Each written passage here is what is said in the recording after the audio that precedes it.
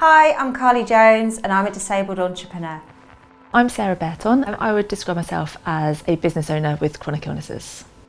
I'm Lee Chambers. I'm a black disabled entrepreneur.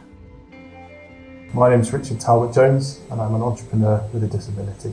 My name is Marcus. I am autistic and I actually own my own business. I am Dr. Joanna Baker-Rogers and I am an entrepreneur with a disability. I have several chronic illnesses. I was born with Ehlers-Danlos syndrome. I have incredibly painful joints and lots of stiffness and general pain, and that's then caused another issue which is called POTS, and basically means that my nervous system isn't working properly. I was diagnosed as being autistic at 32. I was aware that I was different from probably 4, and that was after my daughter's diagnosis. So once, I've got 3 daughters, but 2 of my daughters were diagnosed as being autistic. It was then I kind of definitely knew. Right, this is how I thought about my stammer, right? It's like someone in a wheelchair facing a flight of stairs, and it made lots of things impossible. So if you think of that flight of stairs as making a phone call, if you think of that flight of stairs of doing a presentation, there were things I just used to find impossible. In 2014, I became ill and lost the ability to walk after my immune system failed, and that took me on a journey of understanding and learning that I had to deal with autoimmune arthritis. The challenges around that, having to learn to walk again, having to really look after myself, having challenges with fatigue and tiredness. So I've got something called chronic exertional compartment syndrome, which basically just means that my muscles don't work properly. So I'm a bit limited in the sense that I can't walk very far, I can barely run at all. I can't stand for long periods of time, so networking events where you've got to stand, they're just literally a pain. I think of autism as like a superpower, like trying to, let's say, help you to strive forward, fight obstacles, overcome challenges, and even, let's say, try to better yourself or be kind to yourself. From my perspective, being a disabled entrepreneur, it has its challenges, but it definitely has its benefits. One of those benefits is looking at the world differently. And quite often disabled business owners really succeed because they're able to see an opportunity or challenge that impacts them in their everyday lives and actually build something that creates a solution for that.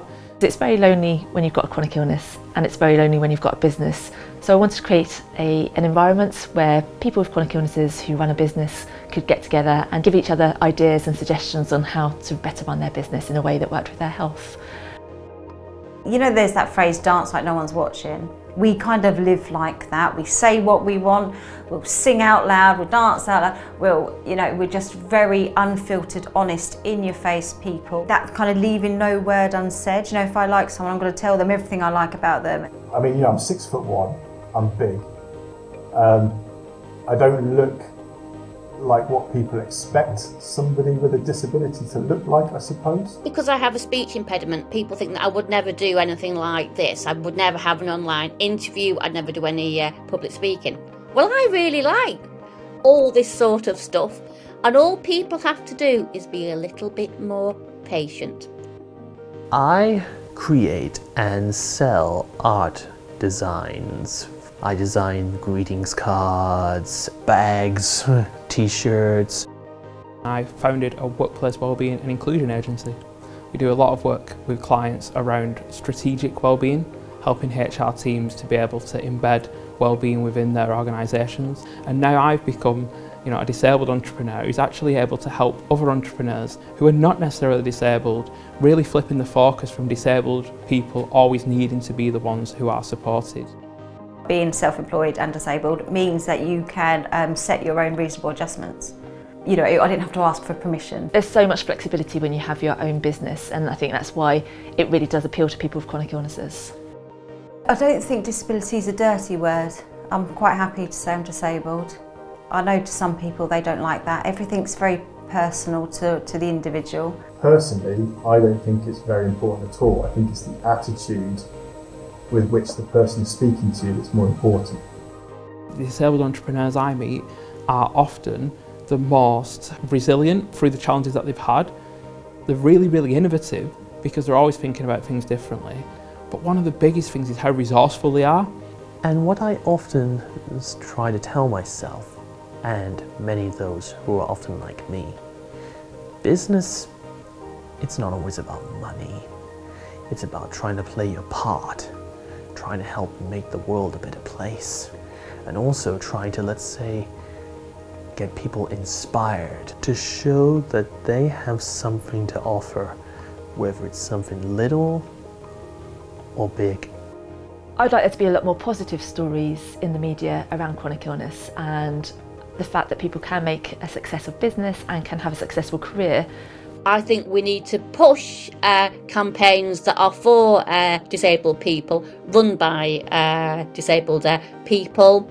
I really think we can achieve an inclusive society, because all we need to change is people's attitudes, right? We can achieve this.